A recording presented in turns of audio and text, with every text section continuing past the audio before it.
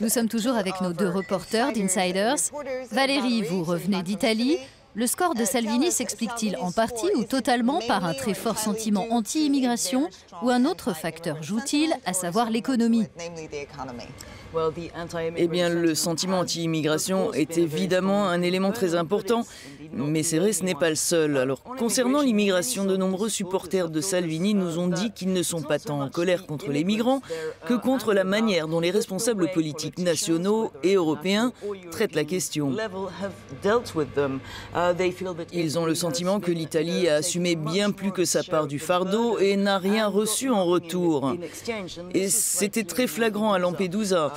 Les gens nous disaient que l'île n'a pas assez d'infrastructures, que les emplois manquent et qu'ils en ont assez. Donc le mot d'ordre de Salvini, l'Italie d'abord, et ses promesses par exemple de baisser les impôts ont été très séduisants pour de nombreux supporters de la Ligue.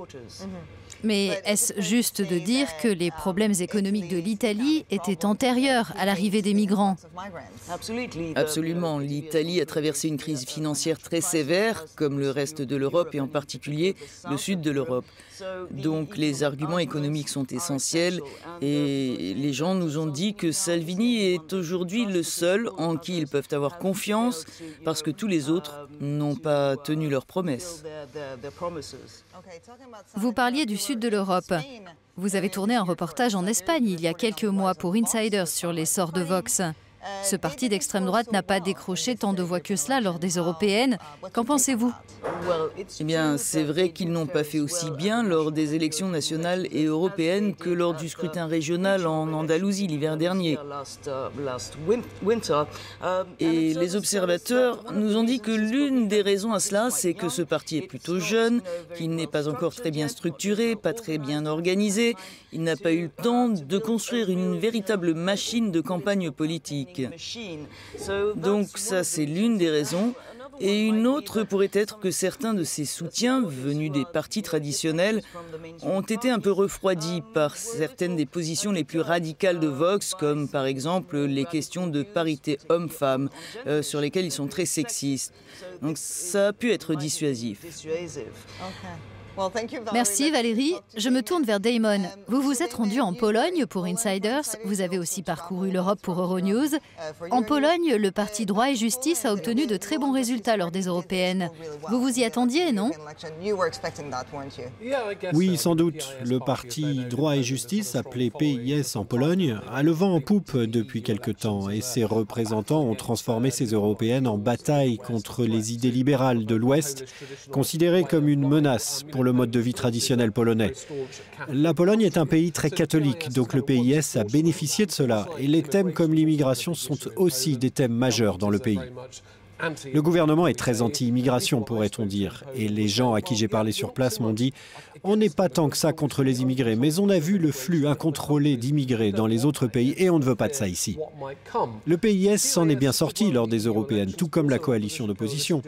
Des élections nationales sont prévues d'ici la fin de cette année, donc le rapport de force est posé. On verra ce qui va se passer. Passons à cette vague verte lors des européennes. Selon vous, est-il probable qu'elle se répète lors des scrutins nationaux? Eh bien, les écologistes ont gagné du terrain lors de ces européennes dans des pays comme la France, l'Allemagne, le Royaume-Uni et la Finlande. Leur progression a été importante. Il peut y avoir de nombreuses raisons à cela. Peut-être que les gens en ont assez des politiques populistes et nationalistes qu'on a vues émerger en Europe ces dernières années. Ou peut-être que c'est à cause de sujets comme le changement climatique. Il y a eu une forte pression sur ce thème avec la lycéenne suédoise Greta Thunberg qui a incité de nombreux jeunes à manifester pour le climat. Plusieurs études montrent que lors de ces européennes, les jeunes ont voté pour les écologistes. Quant à savoir si ces représentants pourraient être portés au pouvoir lors d'élections nationales, eh bien ce n'est pas certain. Mais ils pourraient intégrer des coalitions. Donc dans plusieurs pays européens, les partis traditionnels ont peut-être du souci à se faire. Valérie, je reviens vers vous rapidement. Pensez-vous que la montée de l'extrême droite lors de ces européennes se produira de nouveau? Je pense à la France, à l'Italie. Est-ce qu'il se passera la même chose lors des scrutins nationaux? Eh bien, la réponse dépend en partie de la manière dont les partis traditionnels tiendront compte ou non des messages que les électeurs leur ont clairement adressés.